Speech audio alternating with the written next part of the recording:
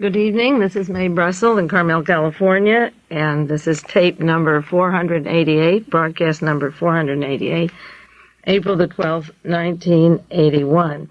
I have a guest with me this evening, Ray Fabrizio, professor for Monterey Peninsula College, an accomplished musician here on the Monterey Peninsula, who has time to teach and to do his music and also to study current events constantly and turn the students on to what's happening. I've been very lucky on this peninsula. I've been able to express my opinions and research for 9 years at KLRB, and I've been lucky also 2 semesters. Ray and I taught a class at Monterey Peninsula College on the American assassinations, and thanks to Ray and his constant working with young people, we've been able to reach people in this community who've gone over other places elsewhere, and a lot that he's done has reached many, many people. Before I introduce you to Ray, I just want to say I have a book that I really like very much, and it has a list of ways to make life rich and full of meaning. And I was looking at it this week, and I was thinking it describes Ray Fabrizio and the relationship that he has with his research, or that I've known him. It was a book on creative thinking, and the first item was a desire to make things better, alertness to be open to everything, an interest in digging below the surface, curiosity, a constant spirit of inquiry, thoughtfulness leading to thorough understanding, concentration to penetrate matters in depth, the application of your energy and effort, patience to solve problems in detail, optimism, combining enthusiasm and self-confidence, and cooperation, working productively with others. I think those 10 things are very important for the people that I like and respect, and Ray is one of those people. It's really been wonderful knowing you and working with you on this peninsula and sharing information constantly. Well, thanks, Mia. Gosh, I hope that I have just a few of those qualities that you mentioned, and I think I have also I don't know about the depth. I spread myself so thin. I do have the interest and the awareness, but unfortunately, I don't have the time to devote to these things that I would like to have. I think you have the depth. I think throwing out new ideas every time there is a holiday, a remembrance of John Kennedy's assassination, or the shooting of John Lennon, or this evening we're going to talk about the near murder or the assassination attempt on Ronald Reagan and the comparisons to the John Kennedy assassination, just alerting people to the possibility that there are similarities and sharing them with your students. They always come back, and I hear from them that you're opening up new doors and areas that other people are afraid to do. They're afraid to go into it, and you bring out the possibility, is there more than we're seeing? And that is important. You don't have to tell them what they'll find at the end of the tunnel, but at least tell them to explore it. Exactly, and I do try to give them hints on how to detect propaganda and how to know when they're being lied to, and then they can be on their own. This is very important, and they need the encouragement to know that someone older with more experience has the same kinds of doubts and questions, and they shouldn't be afraid to doubt and question themselves. This is my job as a teacher, I think. Well, last week when the shooting took place of Ronald Reagan, I got a phone call from a gentleman on the peninsula who is retired now. He's in the highest levels of military intelligence and in the Army. He was the interpreter at the Gary Powers trial. Peter Thomas, do you know him? He lives on the peninsula. I know of him. Yeah, and he's a close friend of mine, and he interpreted for Khrushchev and for Gary Powers, speaks Russian, German, and English. And he was talking about the Reagan shooting, and he believes in the research that we're doing. He said the truth will set you free. He's not afraid of truth coming out. And I said, well, what will we do when another layer of cover-up comes? And he said, do what you're doing, reach the young people, and keep telling them the truth, and eventually forget about the older ones and get to the young people so they can see it. And that's what you do at the college. I hear all the time from the different classes. Well, I hope I hope I reach a few. I know you do. A lot of my students listen to your show regularly. Oh, I have one apology now, and then we're going to go on to this evening. It's going to be the comparisons of patterns between the murder of John Kennedy, specifically, and the assassination attempt on Ronald Reagan. I have to apologize to my listeners. Last week, a play of words and kind of a little joke, I kept talking about John Warlock Hinkle. Warlock, right. Warlock Hinkle. Yeah. Well, there was one article in the paper that he got a job as a disc jockey at a station using the name Warlock. And I did it half as a joke, knowing that the Warlock would link eventually to the Manson family and the whole cast of lies. And the Hinckley reminded me of Warren Hinkle, a double agent in San Francisco who I detest. So it was kind of an ninja of Warlock Hinkle. And then this week, this clone, this Edward Richardson, appeared in New Haven, Connecticut, and New York, who was in the nearby area of Colorado, whose paths crossed with Hinckley, John Hinckley. And he said his hero was the Manson family and Squeaky Fromm and the SLA, and that we have a whole team of assassins, and his mentor is Carl McIntyre and the Deep Christian Church.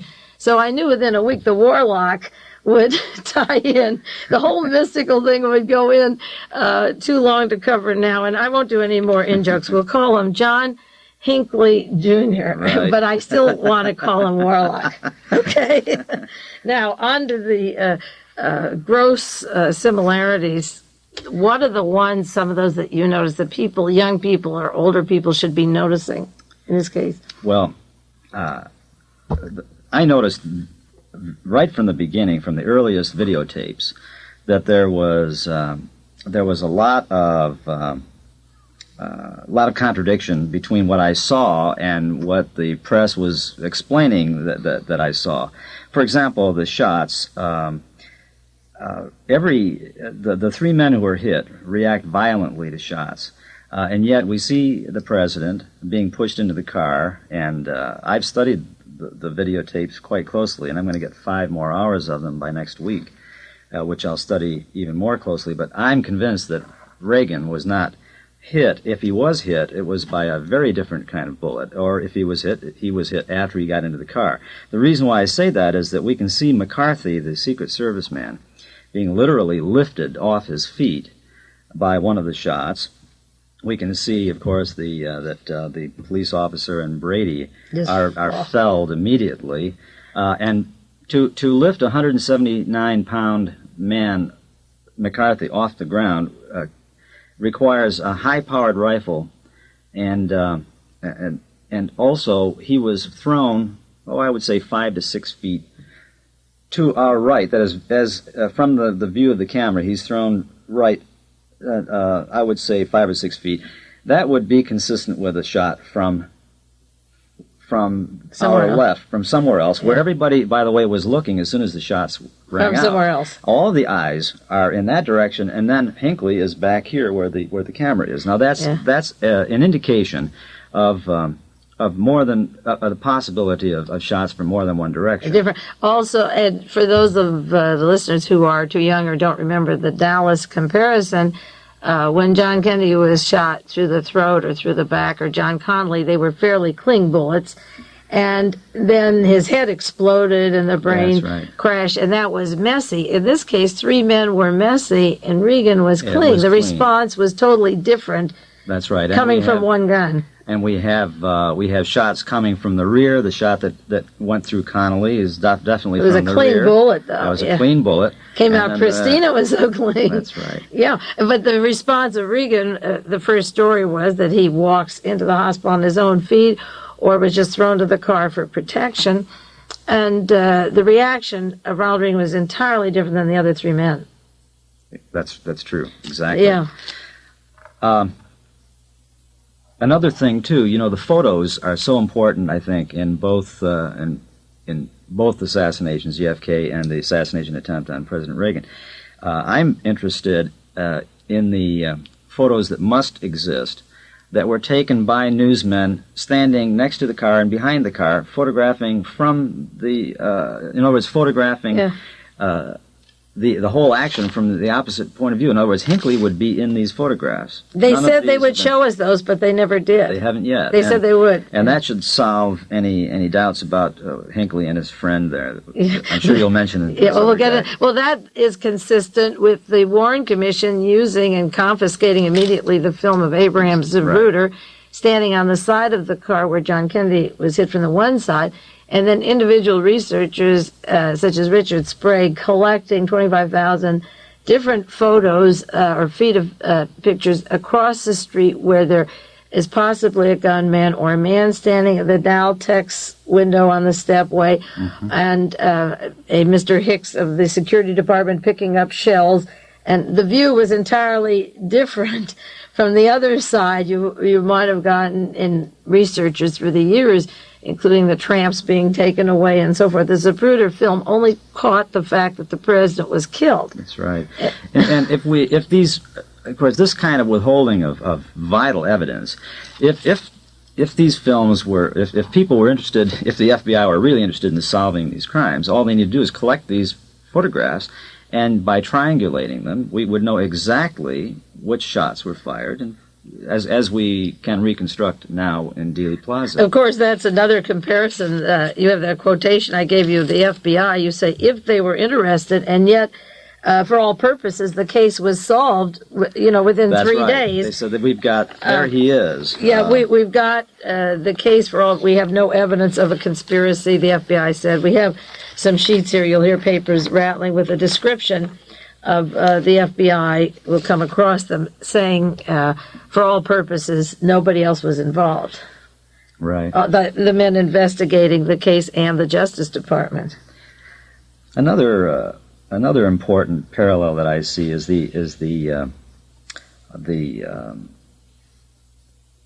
another parallel is the importance of eyewitnesses interviewed on the scene right after the events. You'll recall the eyewitnesses at Dealey Plaza in Dallas spoke of shots coming from the grassy knoll. I mean, the overwhelming majority of them. Other eyewitnesses heard shots from other directions too.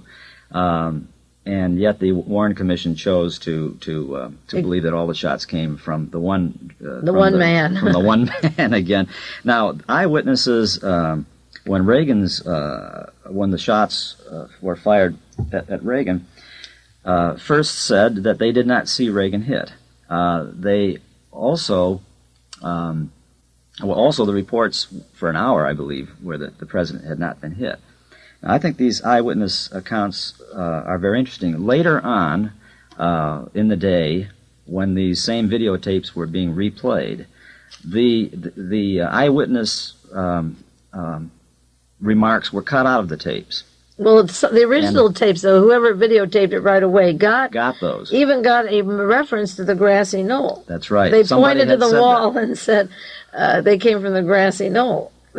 I think somebody was trying to be funny, but it had real relevance. Yeah. Because one of the eyewitnesses spoke of seeing someone shooting from up there. There was some reference to a higher shot. Yeah. And also... Sherman Skolnick said that I talked to him today. He's a well-known researcher in Chicago, and he said that one of the witnesses who hasn't been interviewed since then, a woman, and it wasn't Judy Woodruff, who was staying near the NBC camera. It was somebody that said they heard a crackling fire and suggested even the roof, the trajectory of higher up at the Hilton Hotel, that there was this sound coming from a crackling noise that they picked up, and this person has never been located. And also... that's interesting. Yeah. I remember distinctly in one of the early videotapings, there was a young eyewitness, a young man, who was asked by one of the reporters, did you see the president hit? And he said, no, I didn't see him hit. When the shots rang out and when he was being pushed in the car, I could see that his face showed concern and that he was startled.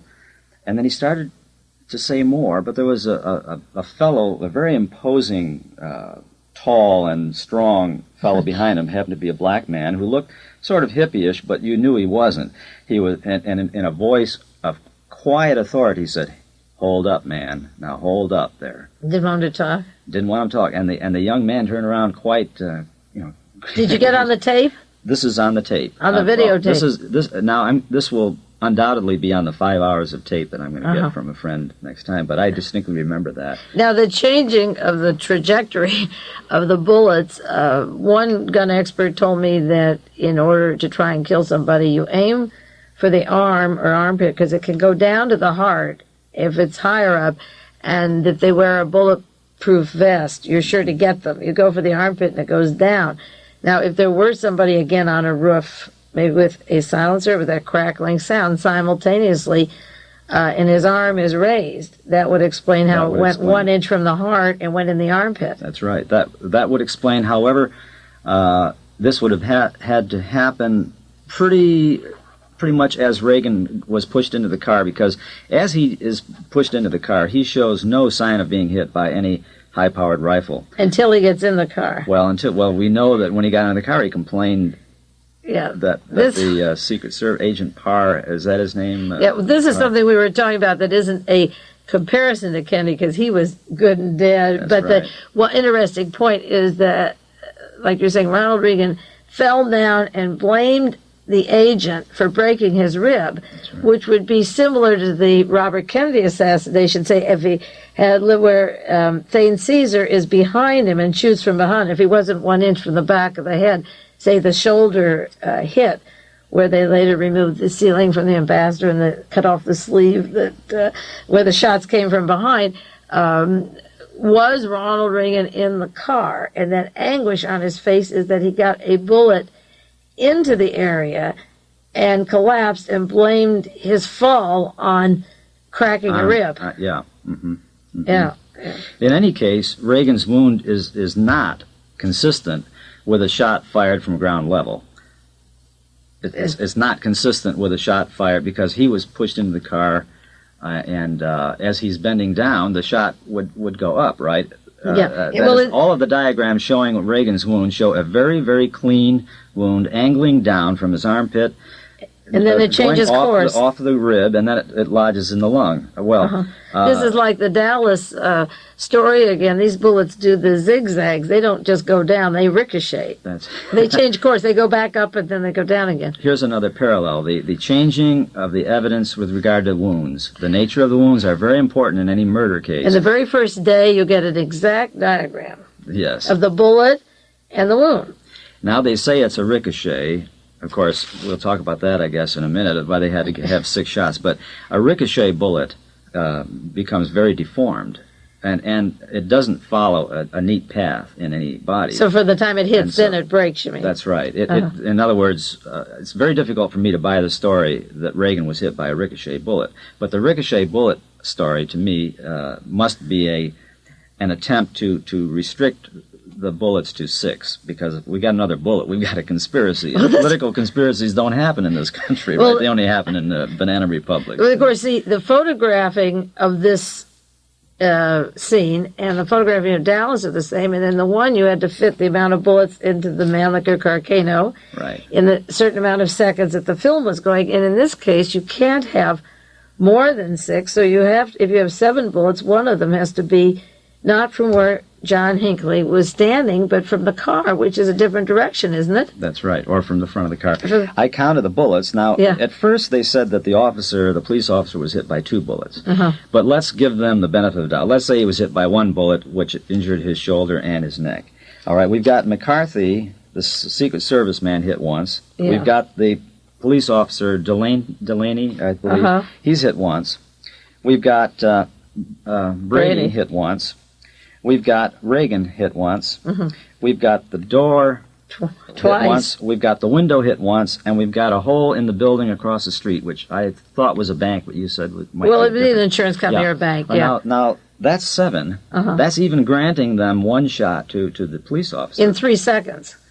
In less than 3 seconds, almost. Yeah, I didn't. Yeah, I didn't the know timing was actually less than 3 seconds. No. And 3 were felled to the ground, and the other one is singing and dancing and wishing he was in Philadelphia, right? Yeah. With blood coming out of his nose and mouth. Yes. That's another parallel.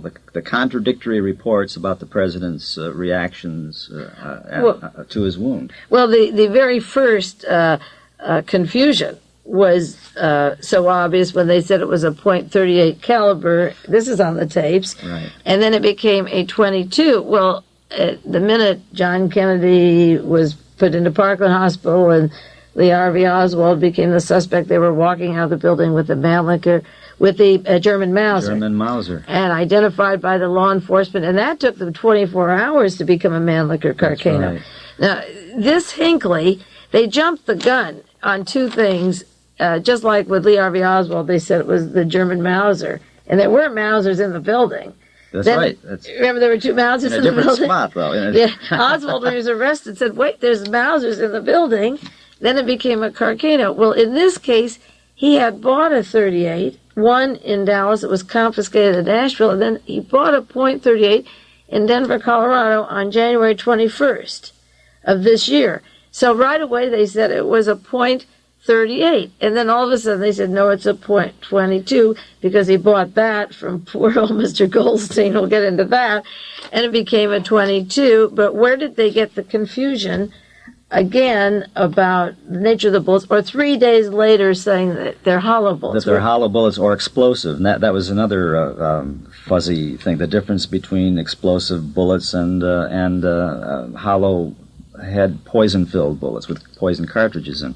You know, going back to the Mauser and Carcano, maybe our listeners should maybe they don't understand that the German Mauser rifle is generally considered by experts in firearms to be one of the most deadly and deadly accurate weapons for any kind of killing.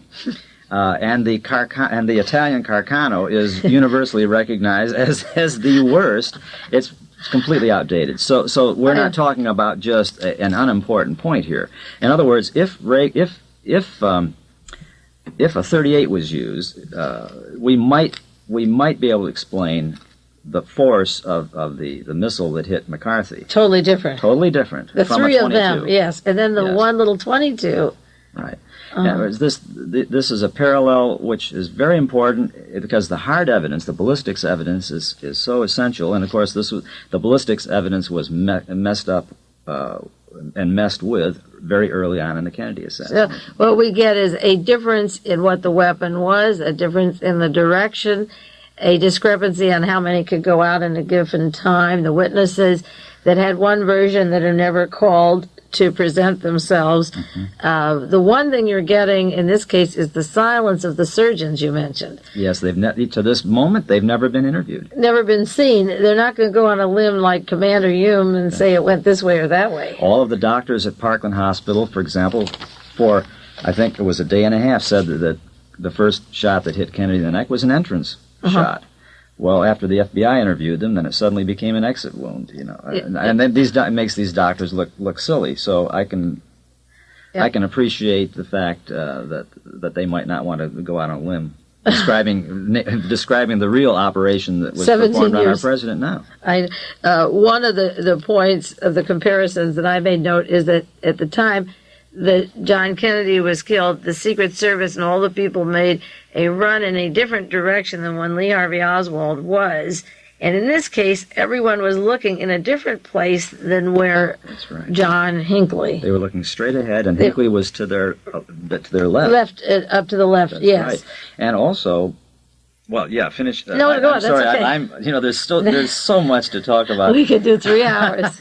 But I find it very suspicious. There's another parallel here. I found it suspicious that the president had to walk so far to the limousine from this exit that the car was not parked directly in front of the exit, which seems to me to be the safest thing to do. He had to make a slant. He had to turn. Yes, he had to walk quite a ways, and the car was at a weird slant right at the curve of that drive.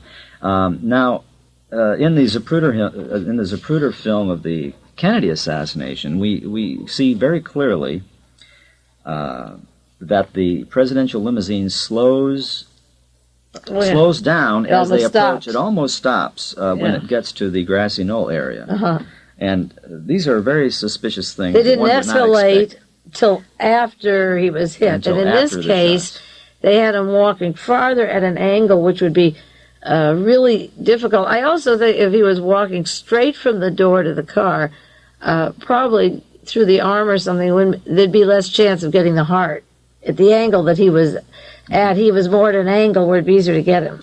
Well, I think the parallel in both cases, yeah, that's true. The parallel in both cases is that both moves put the president in greater danger, contrary to standard Secret Service procedure. Yeah. In other words, well, you get into the secret. Well, you've got a note there about the parallels about the protecting of the president. Yeah. All of these rules that are violated, standard practices violated by the Secret Service in both instances. The favors of law enforcement. Well, one of the shocking articles was in the Washington Post this week, April 3rd, where Mr. Knight, Director Stuart Knight of the Secret Service, said that this potential assassin was in the audience right on the street, a known potential assassin, well known to the Secret Service as a possible threat, was in the crowd of onlookers. And the diversionary in all of this was John. He was acting up, even though he was a known threat, and people were watching him,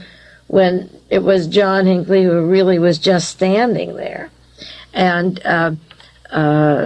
they didn't apprehend him or take him off the street, and Mr. Knight said the person that people thought was Hinckley, acting like a herky-jerky manner he uses, I don't know where he gets that from, just before the shots rang out, was already a known person in the Secret Service, and they ascertained that he posed no threat.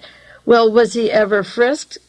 If everybody is looking at the single hand going out, is that the only one that's shooting? Mm-hmm. It's such a posture to stick your hand straight out, of this motley group and just throw away those bullets.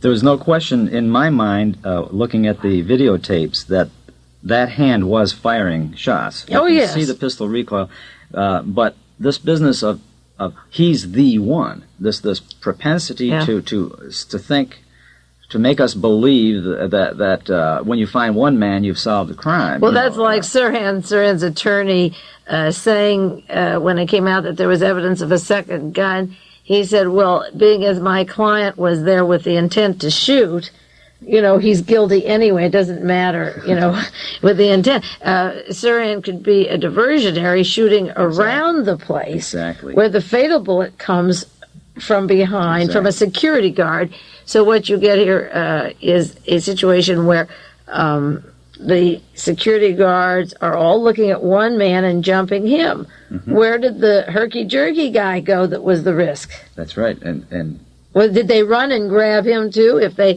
a herky-jerky, I don't think Mr. Stuart Knight uses that often. That he's making all the funny faces, and he's the diversionary.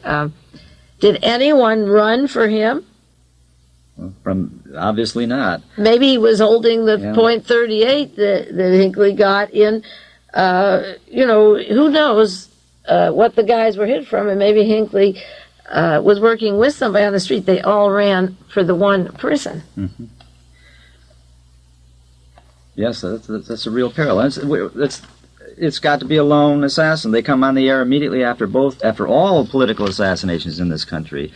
Some authority comes on the air immediately, even before the facts are in, even before all of the elementary facts are in, and they say no conspiracy. Well, this is why I think Jack Ruby's murder of Lee Harvey Oswald was done on camera, because if you saw him shoot, somebody else wasn't holding his hand, and therefore there was no conspiracy. They don't go into the telephone call or really go to probe of how he knew what time Oswald would come through the basement or how he got into the basement. If you saw him shoot, therefore he did it alone. And if you see John Hinckley there, he did it alone. Mm-hmm. And you saw his hand, didn't you? You saw his hand, didn't you? Time Magazine and Newsweek, and they all have it.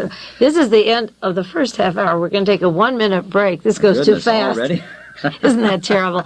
We'll take a break. This is Mae Brussell and Ray Fabrizio and Carmel, and we'll be back with you in 1 minute. World Watchers International with Mae Brussell. We will return with the second half after a brief pause.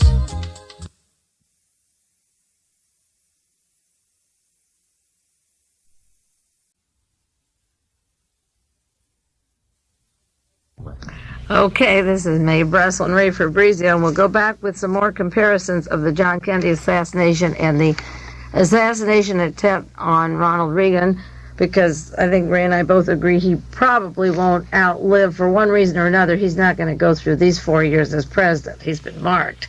So for all purposes, this is just the first gun, don't you think? I'm afraid so. I think so. There were other comparisons I just want to mention briefly, and I'll do more of this next week when I'm on the air. This January in 1981, in front of my house, January the 13th, there was a very suspicious car I could see from my window in the study, and I looked up, and this white car was sitting there with a male in there, and I asked them what they were doing. They were about 10 minutes, and they were looking for a room to rent in my house. The woman said she'd been there before, an older woman, about 5 or 6 years older than the man, and he was spaced out on, it looked like drugs, and she looked like a tired kind of a hippie. And I made a note that he was 24 years old and stocky and a wide face, and they said that somebody in the house spoke German, and if I didn't have a room for them, maybe he could do some electrical work for me. And I asked to see his driver's license. It was 517 TSF, and he said his name was John Randall, and that he lived in Santa Barbara. And I typed all this up because I was going to L.A. the next day, and made note that he appeared to have this sort of Artie Bremer face, and he wouldn't answer questions, and she did the talking, and I asked him if he would talk. And I remembered just this week the John and the white automobile and Ronald Reagan's home base in Santa Barbara, and John Hinckley being in California very often and not accounted for from October the 9th of 1980 until January 21st, 1981, where he shows up in Colorado. And I called the FBI and the Secret Service. They said the name on the license does not match this John Randall, whoever he was. And I had told a member of my family, I think I've seen the stormtrooper in front of the house. For all the world, he looked like a Nazi stormtrooper. So when the story came out about John, this John Hinckley, was interesting to me. He was about the same age, 1 year difference, the same body description, the same appearance, the same spaced out description that the Botel people gave in Colorado just before he came to California. And his interest in the Kennedy assassination is, I understand, in Colorado, there's locked up in his family's home all these articles about Kennedy and John Lennon, and I had been for years doing connections of the Nazi Party, the Kennedy assassination, and the conspiracy of John Lennon. And he had a lot of satisfaction in the Lennon murder and was consumed with the researchers, and even had a picture of Oswald with him when he was doing these shootings. So I'll follow more next week on this subject, but I was calling the Secret Service and the FBI. This was Thursday night, and Friday morning at 8:30 in the morning, I got a telephone call from Marina Oswald in Texas, and Ray and I were talking about that before we went on the air. And I'll share that with you later. I don't want to divert from what we're doing, but I just, the people that take the tapes every week and are interested in this as a running process of understanding what is going on, I thought it was interesting that Marina called me, and we talked for about a half hour, because I was looking into the possibility of the Hinckley family and the oil engineers in Texas working with Marina and the people that she knew in the Dallas-Fort Worth area. So it was quite a shock to get a call from her and talk about these matters just at the time I was investigating them. Now let's get back to the other coincidences or similarities, whatever they are. I don't think they're coincidences. No, I'm afraid not. Maybe one, you have so much interesting stuff to get into. I don't want to take too much time here, No. but I think another parallel that is obvious is the need to create a motive for these, quote, lone assassins. You know, I mean, they said that Lee Harvey Oswald killed, I mean, after all, you have to have a motive, right? Well, Lee Harvey Oswald was dead, so they could create any motive they wanted. And the story, the official story, is that Oswald killed Kennedy in order to go down in history. The history. Oh, that's... And yet he denied, of course, the motive. This motive is so absurd because a man who wants to go down in history as a killer of a president would proudly proclaim it, yet Oswald denied it always. Now, they've come up with a motive for Hinckley. Yes. He's in love with... I guess you mentioned that in your last tape, though, didn't you? Well, a little bit. I mean, he wanted to be known as a person, you know, historical in stature to prove his love for her. Right. A nobody who wanders. Well, you know, I've often said you take people that work in espionage like E. Howard Hunt. His children didn't even know he was a master spy for 20 years until Watergate. They don't go to known places. They don't have neon signs. Of course not. They don't leave diaries. I think it's peculiar. It's only, it seems to me, this, and I don't mean this in any unpatriotic sense, but it's only Americans who seem to believe these Disneyland stories. You know, can you imagine a European believing that you leave notes around? You know that. I mean, these stories, they can't even come up with really sophisticated stories. To me, they're patently suspicious. Well, I think that in order to close the case within 24 hours, you have to have the motive right there. And the adjectives that they've used, which we compare, say, the Kennedy assassination tonight to John Hinckley, were used also with Sirhan, charged with killing Robert Kennedy, James Earl Ray, with Martin Luther King, with Artie Bremer, the Wallace shooting, the SLA with their writings on the wall, or the Manson family, death to the pigs, and these notorious diaries are supposed to divert you from these lonely wanderers who go in and out of countries, who have passports, who, like John Hinckley, graduates from high school and travels for 7 years without only one arrest, that he's out in 34 minutes, staying Delta Airlines, American Airlines, the Sheraton hotels, motels with swimming pools. He has a car, he leaves at his parents' house. They tell you how he's going back and forth, the Dan White story, to McDonald's for hamburgers. Well, what about that white Valeri car he had, or whatever it was? You know, he has wheels, he has gas, it costs money as much as us. He's in college a few years, he's up in Illinois, he's in Washington, D.C., where he's pictured in front of the White House, Lee Harvey Oswald, you know, the route from the Marines to home base to New Orleans to Paris and Le Havre and Finland and Moscow, and then back home, and the government pays his way. A loner rejected every time. Yeah, the loner rejected. James Earl Ray's in London, he's in Portugal, he's up in Montreal. They're all over the world. I've often wondered what there is about these concocted, simplistic stories that Americans seem to eat up. I think it's that I think we desperately want to believe that that political assassination is simply a non-American phenomenon, and we'll go so far as to believe these cartoon fictions. Yeah. Well, see, the problem is that we will accept that bullets fly. We will recognize the president of Jamaica when 27 people plus more were murdered for him to be elected. The president of Korea comes in at the dinner, he shoots his successor. Right. We get Pinochet, who actually guns down, literally, you know, Salvador Allende. Everyone we're recognizing came in through the absolute slaying of the people before them. And then we can't say that the vice president or the secretary of state wants the power now because their espionage system is getting unglued because of multinational banking scandals and the involvement of CIA with Nazis and narcotics. We can't say we've got to cover the gaps and Reagan's too new in Washington. We can't.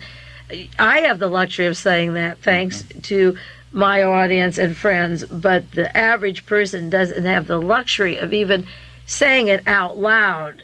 You know, even thinking the worst and proving it was wrong. Yes. Much less thinking the worst and proving it was true. That's right. So that everyone they entertain is a gangland banana republic crook.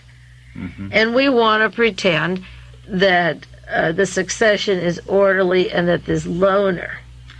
Yes. All we need is more psychiatrists to keep our kids from being, you know, toilet trained too early because they end up killing presidents. You know, I mean, that's the. Well, you know, you go to the hotel room and there's a letter to Jodie Foster, and the headline says the motive is there. Yes. The lonely wanderer, and that they were neglected by everybody. Society never recognized them. He wanted to be like his brother, and he wanted to be like his sister, the homecoming queen, and he just went to. There's a Yiddish word, Nebish College. Right. It's not the Harvard of the South. Well, Vanderbilt isn't Harvard either. They have to put that in, that it's the Harvard of the South. It's still just old Vanderbilt. Yeah. You know, there's another parallel there to the cooperation of the press. Was so necessary in the Kennedy assassination, and it's so necessary now. The press answers the questions at the same time that they're asked, and they're neat little answers for people who don't want to delve into them. I spent the whole week just taking the Washington Post, the 2 pages in that, last Sunday on the 5th of April, and the New York Times, the whole page on the Hinckley family. And I typed, like the headline of the Washington Post, "An aimless road to a place in history, Hinckley's Odyssey and Troubles." See, then I listed what they leave out, that it wasn't necessarily aimless. He was protected by the judge in Nashville, Tennessee. He's protected by the FBI who don't fingerprint him. He's protected by his travels. As soon as the guns go off, he's taken to a Marine base. He doesn't have to go to ordinary jail. Protected by the FBI. He's also, protected by... because they didn't furnish his name to the Secret Service. Never fingerprinted him. And he's protected by the CIA. He gets the most expensive attorney in the United States. He's protected by the courts that locked up all of his belongings and writings that should be available for a case, because now if Reagan isn't dead, of course you're not going to expose that. But I spent the entire week just listing, like the Washington Post, this is their great article, Chip Brown and Neil Henry. Failure to graduate from college, failure to get a job, failure to measure to his brother and sister, failure to connect with his father, failure to distinguish life from art, failure to be recognized by Jodie Foster. Oswald again, all this failure. So what I said is success. He obtained 7 weapons and traveled all over the country with them. Success. He was caught with 3 guns and 50 rounds of ammunition and was never fingerprinted at the airport. Success. He took courses on Adolf Hitler and Mein Kampf and slave labor in Auschwitz, where no other colleges hardly teach German Nazi history in any places that I know of. Success in locating Jodie Foster and finding the door to put notes under her, which would be very difficult at college like Yale with a guy who's freaked out, at least as spacey as the one I saw in front of my house. After 10 minutes, I said, "Go, you're danger to me." Success at having his own car and driving around without ever being seen and nobody knowing where he gets his gas. Success in getting 50 hollow bullets and inflicting almost mortal wounds and not being announced for days that they're in these people. Success to find out where the president would be at that moment, which is pretty hard to do. And success to get in and out of college, never having debts or any problems, paying your airline fees, living in California 2 or 3 years, no job in his life, traveling. They mentioned Delta Airlines, American Airlines, flying around, buying 1 gun for 100. All they did, they mentioned 3 little items he hawked, like they found a pawn shop, a $15 silver watch in Hollywood Boulevard 5 years ago. And they can't find where he bought gas or if he was in front of my house in January. Isn't that like Oswald, the most minute details of babysitters, success at traveling to Texas, Chicago, St. Louis, Dallas, Nashville, New York, New Haven, Washington, D.C., never saying who took his picture in front of the White House, who he saw in Washington, D.C., his links. Success when he was arrested, not taken to an ordinary jail with other homicide cases. As I said before, getting his top lawyer. Where did he fail? I asked the question to myself. He almost got Haig and Fritz Kramer's protege into office, and Bush, director of the CIA. Maybe this is what he wanted to do. Maybe he is helping a group of people that have claimed since the Kennedy assassination, and in volume 17 and 18 verbatim, if we did 8 or 10 murders, we would control the United States. Maybe he's doing just what he likes to do. Why? I don't see any inkling that he suffered. That's right, and he was successful in getting in with the TV crew there. When you need a Secret Service press card. Not just an ordinary press card, but you have to have clearance with the Secret Service to get in there. Of course. I mean, these wanderers, you just don't wander, and they take down the guardrail and so forth. You just, of course, everything that he wanted that would prove to a certain group of people, say that Reagan had to be done away with, every door was open for him. And people were predicting from the time Reagan won the election that he wouldn't live out his term, that it would be 3 or 4 months. And here's this guy at the right time, the right place, and Reagan still isn't out of the woods. Yeah. And Time magazine is still at their old tricks. I mean, this article and the recent one showing this cartoon picture of Reagan and the trying to present, I think the word madness is in the title, and they're trying to suggest that the country is mad. That's why presidents get killed. In other words, Yeah. it's kind of illness, and that we're all guilty somehow. Yeah, You know, not that propaganda campaign is very dangerous, because when if we're feeling guilt about firearms or something like that, then we tend not to be active in rectifying situations. Guilt is a very harmful emotion in that sense. You feel guilty, so you give up control. Yes. And they're trying to make Americans feel guilty for This violence. for this violence. And all of these that's assassinations. Is America violent? And yet, if they would write those editorials after they've accounted for who took his picture, such Exactly. as when E. Howard Hunt and G. Gordon Liddy broke into Dr. Fielding's office, they had their picture. It was very common for the Nazis to be photographed where they did things and how they did them. They kept a record of everything. And he's smiling in front of the White House. And until the FBI or the Justice Department says who took the picture and what date and where he stayed and what phone calls he received, how can they say within 2 days that he's the loner? The Secret Service was directly across the street from the hotel that he stayed in, the headquarters.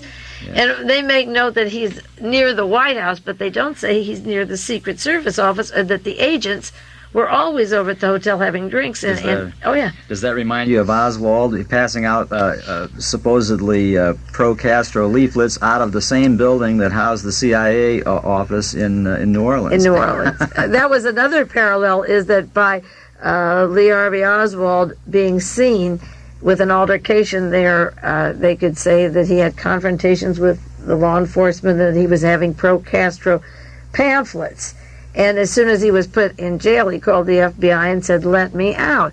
Well, I think a parallel here, and I think you'd agree, is that going through Nashville and apprehended with these weapons the day Carter was there made it look like he's stalking or assimilated to Carter, so that if he shoots Reagan, it's a senseless thing.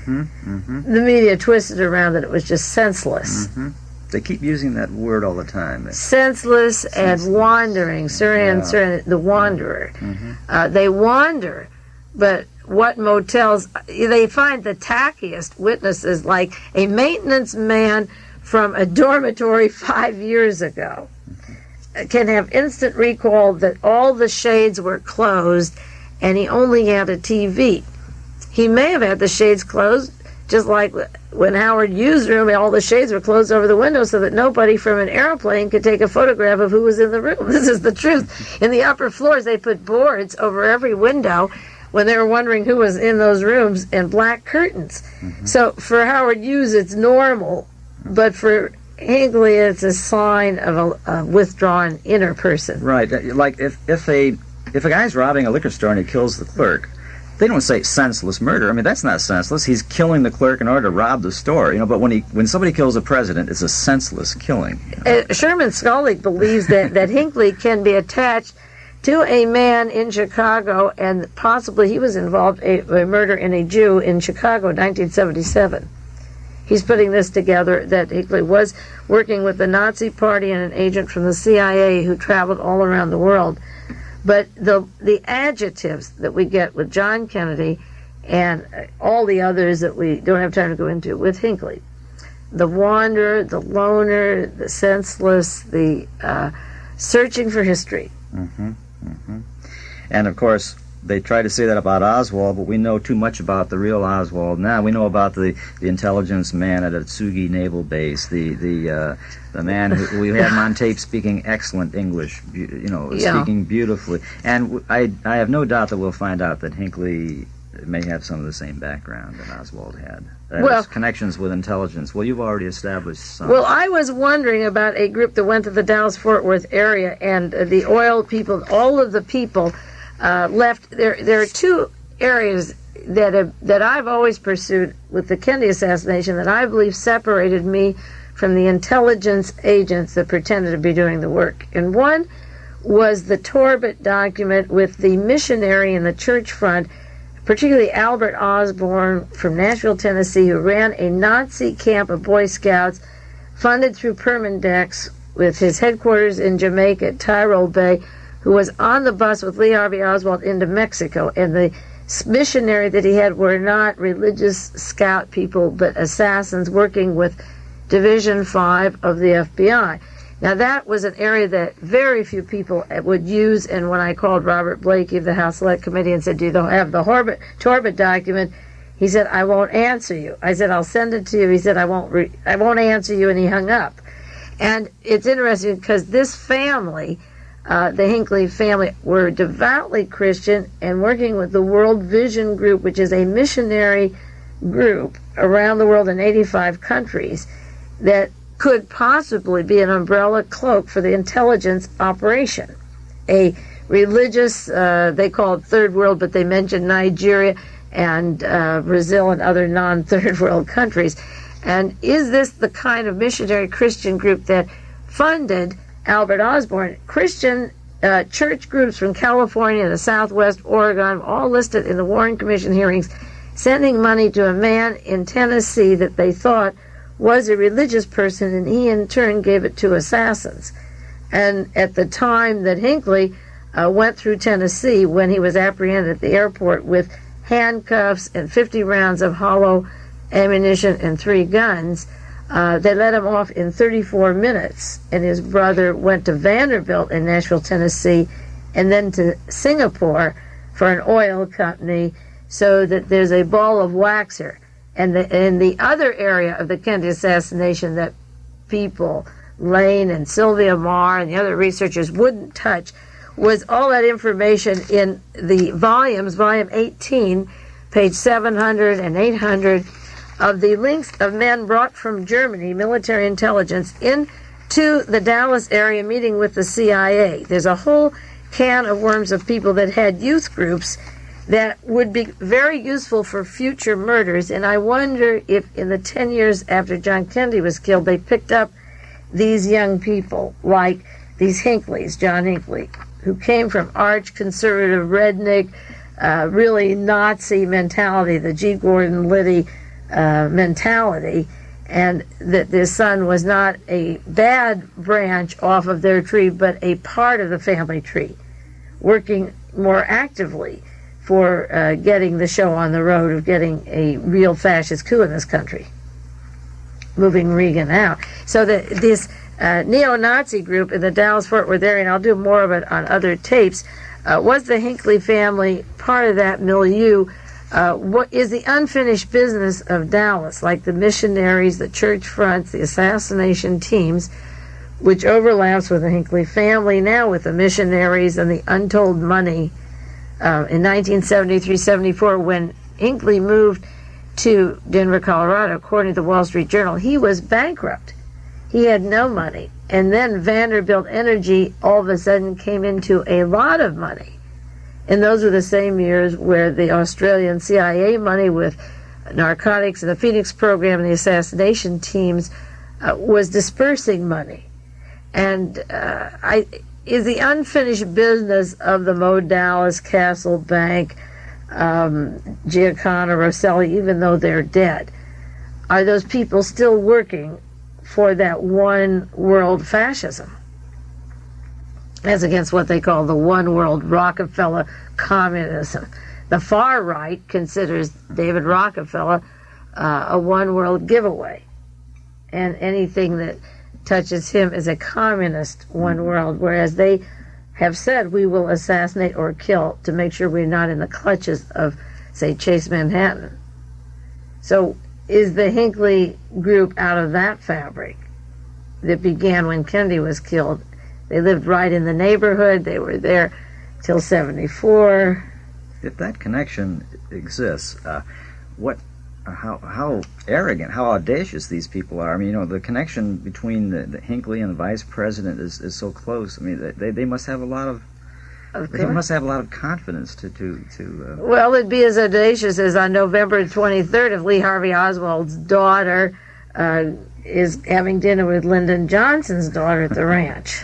If she were old enough, if Rachel was 20 and is having lunch with Lyndon's daughter on the 23rd, if Oswald, yes, I think to have this person arrested and airlifted to a military base and then hire the law office of Williams and Connolly, when Connolly was so much a part of the cover-up of the Kennedy assassination. And Williams, their attorney, was covering up the Bobby Baker, the Lyndon Johnson connections, the Connolly, the Watergate. He's been the attorney for this whole ball of wax. So that beyond the ballistics, you get into the oil energy, connecting links of the family, the neighborhood they lived in, the H.L. Hunts, the extreme right wing, and the media tries to present Hinckley as being a kid that somehow went sour. And we were talking about this before. The Texas rule of thumb was kill. Why, even Lyndon Johnson, our own president, was suspected of murdering the man whose seat he took. The plays on Broadway, like McBird. Why do we talk about South Korea? The literature that came out naming Lyndon Johnson as taking over because of the murder. There's some people that dare say it here. So I think the comparisons to Dallas, they exist because they haven't been cleaned up. Don't you think so? That's right. And I think if Dallas had been studied at the time, these shots would never have been fired at Reagan. That's right. And if it were studied today, it would stop more shots. That's right. It would get us back away from the bullets or blackmail and into the election box again and having a free choice. The people innocently, I said this to the Republicans when they would put me down for doing research on the Kennedy assassination. I said, just wait till you get the man in that you want and see how long he lives. See if you really have a choice in this country. And a lot of Republicans began to see a little better, I think, in the last week and a half. That's very interesting, yeah. Yeah. I think it's going to throw a lot of light on the kind of hidden government that's speaking right now. Yeah. Well, I'm sorry, our hour is over. I think we could do about 10 or 20 hours on the similarities. They never end. But it begins with the ballistics and then gets deeper into specific people and places and time. Thank you very much, Ray, for being here. It's my really pleasure, great. Mae. It's always fun to talk to you. Okay. This is Mae Brussell and Carmel. You take care, and I'll be back with you next week. This has been World Watchers International with noted conspiracy investigator Mae Brussell. This program originates from Carmel, California. Expect the unexpected.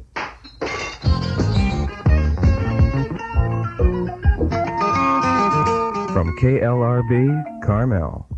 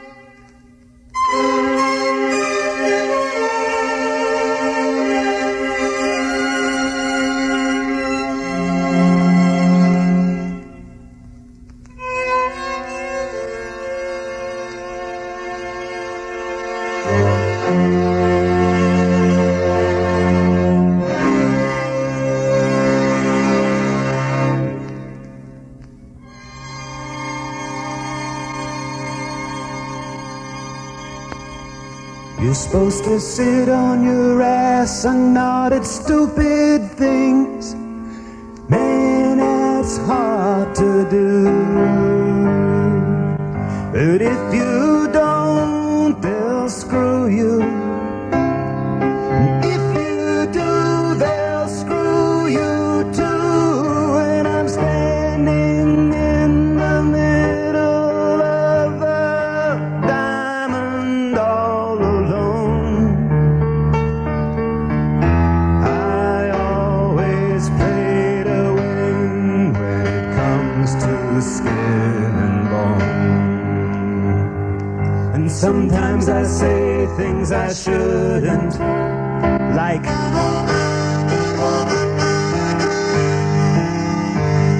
and sometimes I say things I shouldn't, like